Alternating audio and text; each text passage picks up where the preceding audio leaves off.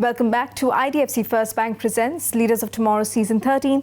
In this segment, Shankar Prasad, founder and CEO of Plum, discusses the science and strategy behind Plum and how they plan to scale while staying true to its clean beauty philosophy.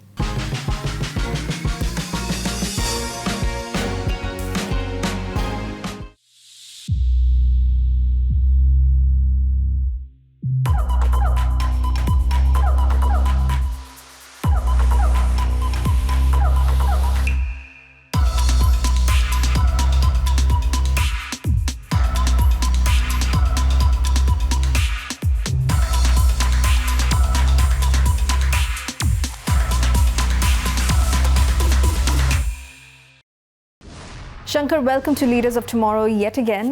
Thank you so much for joining us today. My pleasure, always. Thanks for having me. So, Shankar, the Indian beauty industry has evolved rapidly in the last decade or so. What key consumer trends are you seeing today that are shaping the way brands in this sector are innovating? I'm seeing 3 or 4 key trends emerging. The first is consumers telling me, okay, tell me what it does, which they've always asked for, but there's a twist here. They also ask me, why does it work? Tell me what's inside. Tell me what grade of raw material you have used. Tell me how you have tested it. Tell me what all is coming together. So they are very interested in knowing the why of things work in addition to what it does. The second thing is the need for staying on top of what's happening around the world almost continuously. So there is this appetite for what's new, what's trending, what's the latest, what's even better than what I'm using. So when it comes to skincare, it's like good is not good enough. Give me even better than what I'm currently using. So the industry is on a roll when it comes to innovation.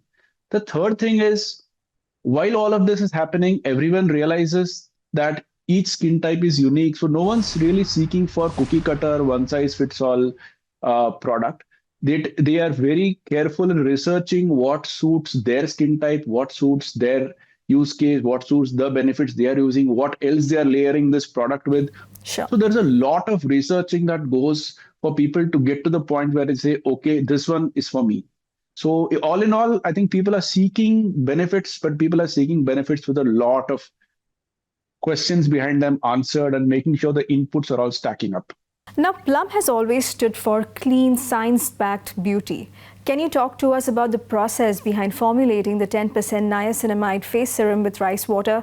What gap were you looking to fill in the market? It all started around, I think, 2021, when we realized that people are seeking more ingredient transparency, closeness to the kind of ingredients they like in their product.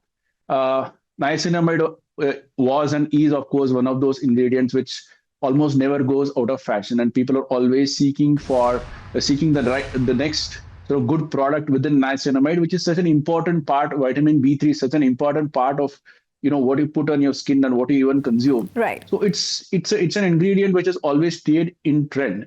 But for us, it was more than about just giving niacinamide. We looked around what are those ingredients which, when put together with niacinamide, give benefit, the plethora of benefits that people seek from one product.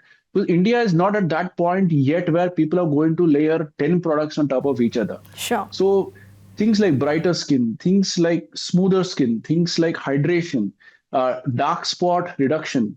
Can a serum actually soothe your skin? So when we look at benefits layered on top of each other, and then we started putting together these ingredients, the challenge wasn't getting the texture right, so it doesn't appear too heavy or too sticky for people, because our weather is our weather.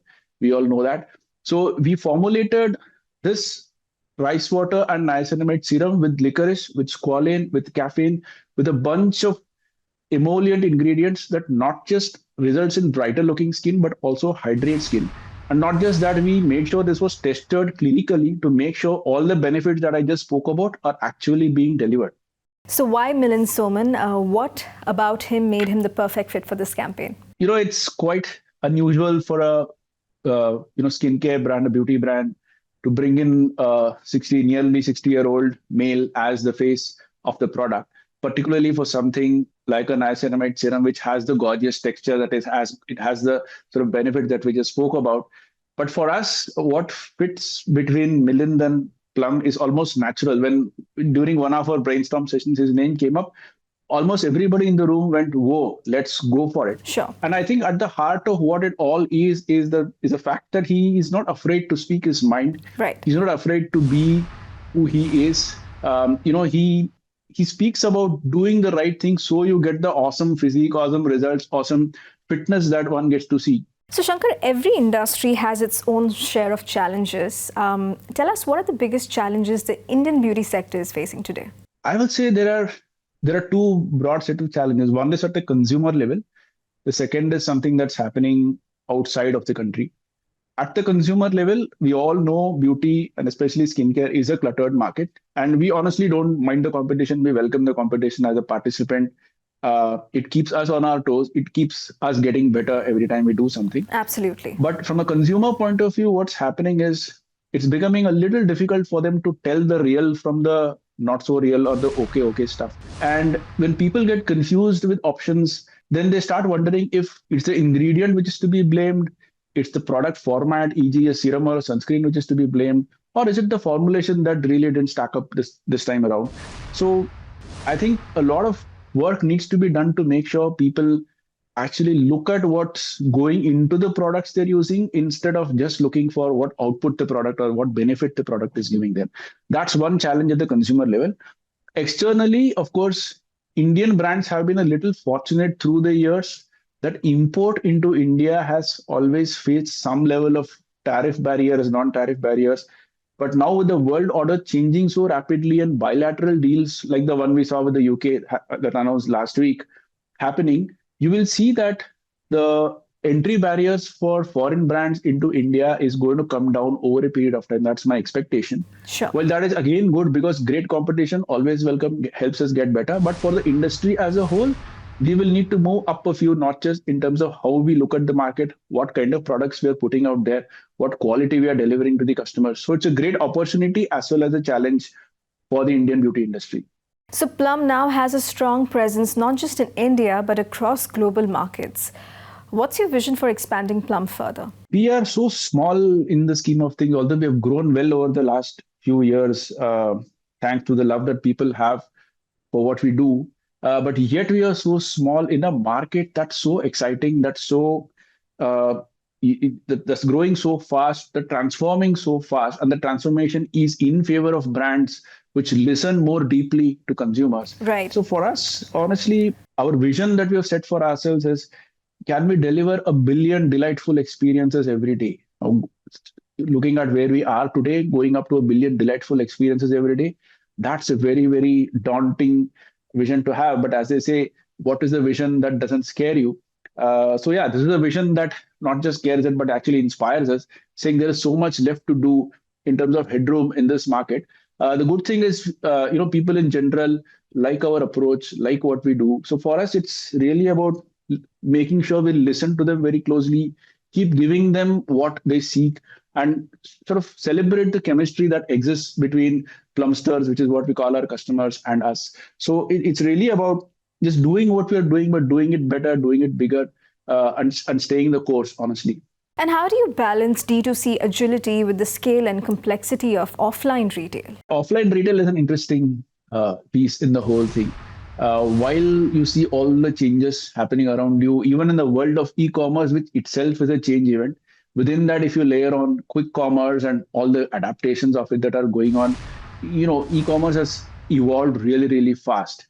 But when it comes to offline retail, it tends to operate in its own space, and rightly so, because understandably so, because it's not easy for a brick and mortar setup to just transform itself wildly every few quarters. So there are certain rules by which you play the offline game. But for us, what helps is to think about the consumer first and serving the consumer as really the end goal, and everything else, whether it is serving through quick commerce, whether serving through retail, as a means to the end. Then all you need to solve for is that the means to the end is stacking up nicely in terms of its unit economics, in terms of the discipline, whether it is the inventory days that are being held, whether it is receivables that you're talking about, whether it is the way your outlets look. All of those are really inputs towards making sure that the end consumer is served well. Right. So whether it is D2C, whether it is e-com, quick com, or retail, Sure. I think what helps is sticking to the basics, doing the right thing, not being in too much of a tearing hurry to do it, but above all, keeping in mind that the end consumer is the one that you're really out here to serve. Shankar, with the beauty space becoming increasingly crowded, how does Plum plan to maintain a distinct voice and competitive edge? This is not a zero-sum game at all. But the way we like to think of brands in a cluttered space is how we think about people. We know so many people, right? Yet there are a few people that we really remember, a few people that we want to go back and have a conversation with, a few people that we reach out when we need something in our lives. Can brands be that? They can be, provided they are real. Absolutely. The people that we like going back to are those who, remove all the pretenses and just get back to sort of saying it like it is and giving the best advice to us. In the similar way, you may have a lot of brands saying a lot of things. It is very noisy out there. There is no doubting that. But can you have brands which tell the truth? Can you have brands that are just the real version of themselves in front of you?